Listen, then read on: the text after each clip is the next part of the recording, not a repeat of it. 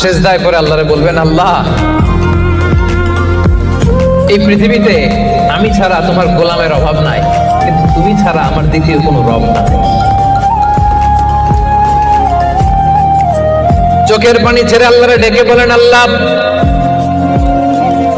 এই জমিনে আমি ছাড়া তোমার গোলামের কোনো অভাব নাই, কিন্তু তুমি ছাড়া দ্বিতীয় কোনো রব আমার নাই, তুমি ছাড়া দ্বিতীয় কোনো জায়গায় যাওয়ার সুযোগ আমার নাই।